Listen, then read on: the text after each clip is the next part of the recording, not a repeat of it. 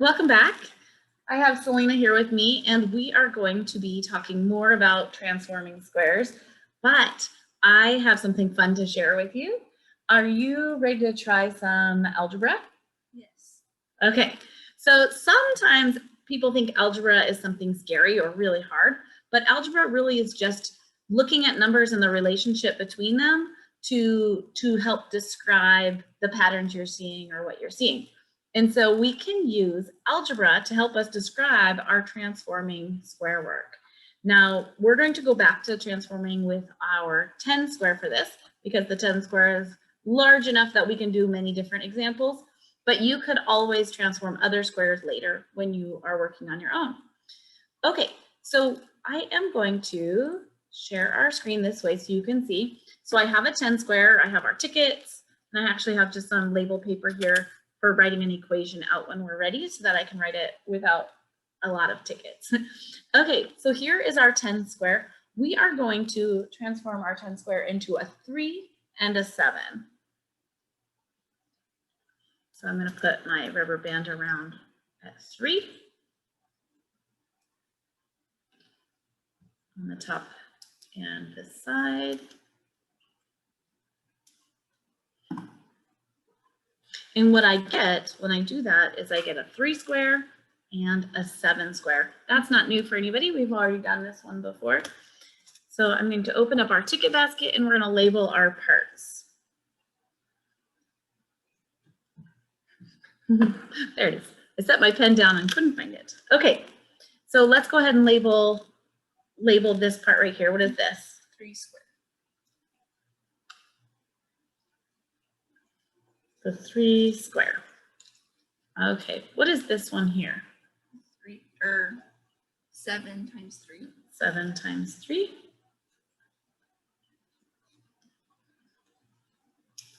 And what do we have down here? 3 times 7. And what's left? The 7 squared. Okay, so when we look at this, here are all of the parts. Now, remember when I asked if you wanted to try it with a challenge? Yes. Okay, so I want you to think, is there another material in the classroom that you've used in the past in a different way, but has a similar name to the work we've been doing, transforming a square into a binomial? Yes. Do you know what that material is called? The binomial cube. The binomial cube. So maybe you guys have played with that before, and maybe you have built the binomial as a cube, and we're just building the binomial as a square. I have the material here that we can look at. So here is the binomial cube and the parts to it down here. We're just going to go ahead and look at the lid. Do you notice that the pattern that we're making with our beads is the same pattern that is made with the lid of the material? Yes, because a binomial is always made up of something with 2 squares or 2 names and the rectangular pieces that match. So we're going to be looking at this shape, the binomial shape. And maybe some of you have heard me call these shapes different names before, and maybe this will sound familiar in just one moment. So I want you to think about this. Algebra is where we use symbols to replace numbers so that we can use that symbol in different ways to help us do our work. So every time that we're thinking of 3, the 3 squared, I want you to think A. A, in this case, we're going to say A is equal to 3. So this, we're going to relabel this. This is A squared, because 3 is A. And for this length over here, the 7, we're going to call that B. So this now becomes the B square. A squared and B squared. So when we're looking up here, I said every time we talk about the number 7, we're going to call it B. And every time we talk about the 3, we're going to call it A. So what does this become? B times A. Yeah. And then you know what's funny? In algebra, we use lowercase letters, but whenever we're talking about algebra, we put them in alphabetical order. So it was B times A, but what do we call it now? A times B. A times B, because algebra always goes alphabetical. So A times B. Okay, how about this down here? We have 3 times 7. 3a times B. b. And we don't have to change the order of that one because it already was a times b. All right, so here we have some different parts. Let's add them up. We have a squared plus, I'm gonna move it down, a times b plus A times B. plus, B squared. okay, so that's what we're trying to solve. Do you notice anything that's similar or the same here? The layout is the same as when we just used the numbers. Yes, the layout is exactly the same. I'm wondering if any one of these pieces looks the same though. The square. That they're squared? Yes. I'm asking if any of these pieces are the same. Yes. Yes, which ones? The A times B and the A times How many a times b's do we have? 2. Look what I can do. I can replace one of these with a 2, and now it's 2 times a times b, because there's 2 of them. So I can just pull it out. Maybe you noticed that before when you were transforming a square that these were the same. You could just multiply them by 2. Now with algebra, it's so much easier. We can just multiply that out. Something else that's interesting with algebra is you don't have to have the multiplication symbol between it, because sometimes that looks like X. Another right way to write it is just AB. AB means multiply A times B. So now look at our formula. A squared plus 2AB plus B squared equals our answer. Okay, so I want to show you some ways we can write this.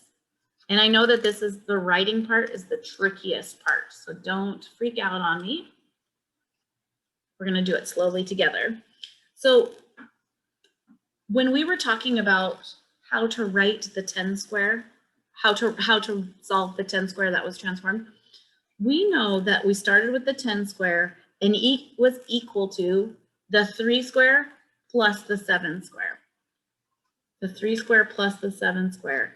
And I can do this.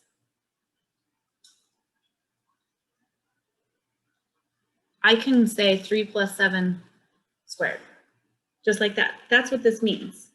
That's what this is. It's 3 plus 7 squared. It's not 10 squared equals 3 squared plus 7 squared, because that would be leaving out our rectangles. But when we write it like this, it includes that information. So we transformed, I'm going to use a different color. We transformed this by calling the 3 an A. Oh, you can't see that color. Let me choose a different one. We called 3A and we called 7B. So hard to pick. Colors are so light. It's so hard to pick colors you can see. We called that one B. Because 10 squared equals the 3 plus 7. The 3 square plus the 7 square plus their corresponding rectangles. So can you see that? 3 plus 7 equals what? 3 plus 7. Add 3 plus 7. It's 10. 3 plus 7 is 10 squared. Do you see that? 10 squared. 3 plus 7 is 10 squared. I don't know why that was hard. Because you were trying to do algebra. So if we wanted to think about it like algebra, in this case, the 10 square was equal to AB squared. That's what you kept trying to go algebra, but I was just talking about the specific parts. 3 plus 7 equals 10, and the whole thing is squared. Yes. Okay, so shall we do another one? Sure. Okay. So this one, we're gonna do it with a square other than 10 because we just did a 10, so let's do a 6. I don't think our purple bands are gonna show up on the purple It's a good thing I squares. still have out the gold one. Oh, I forgot the gold ones are so, the smaller squares are hard to use with these big rubber bands. Okay, let's transform this one into a 4 and a 2. There is our 6 square transformed into a binomial, and we're going to do this algebraically. You ready? Yes. So our first number is going to be, our first A, our A is going to be this square right here. What is this square? 4 squared.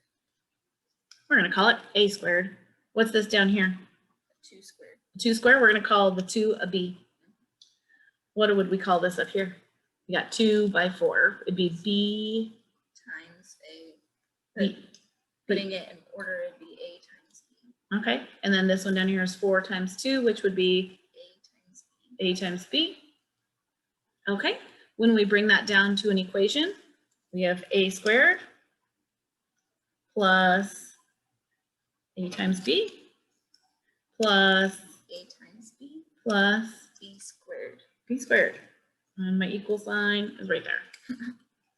Equal sign. Which two terms are the same, or which two values are the same here? A times B. Okay, we can replace these two that are the same with 2ab, and we've solved this algebraically. A squared plus 2ab plus b squared equals The answer. this is the answer. This is a 6 square, so 6 times 6 is 36. 36. Okay, let's write it out the way we wrote out our 10. Here we have our 6 square. And what squares did we break it into? The 4 squared. And, The 2 squared. and it is a square. Mm-hmm. 6 squared equals 4 plus 2 squared. Mm-hmm. We called 4 A, A. and we called, Oh, you can't see it. oh my goodness, These pencils don't work. A, and we called 2B. Mm-hmm. It really is there. There it is. So as you can see, when we use algebra, it doesn't have to be tricky. It's not necessarily hard. You just have to you have to have a flexible brain to be like, it's okay that this time A is 4 and the last time A was 3.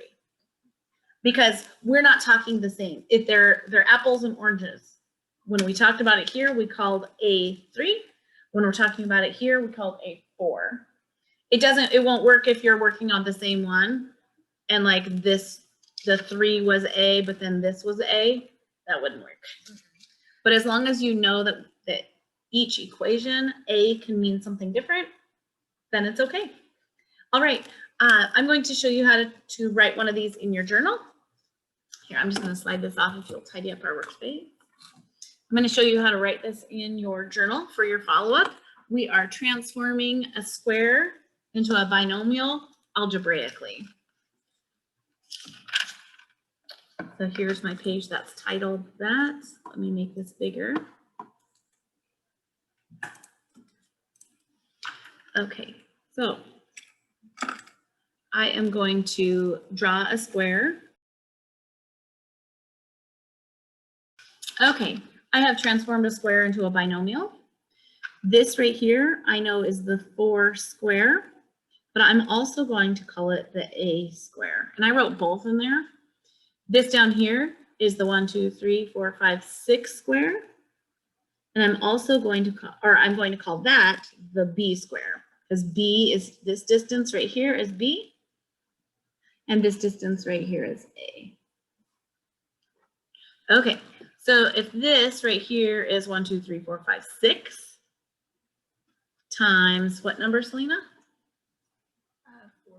6 times 4, but I'm going to call that A times B. AB. I can just call it AB, yeah. And then down here I have 4 times 6, but I'm going to call that AB. AB. Okay, now to solve this, I could say this. I could say 4 squared plus 6 times 4 plus 4 times 6 plus 6 squared.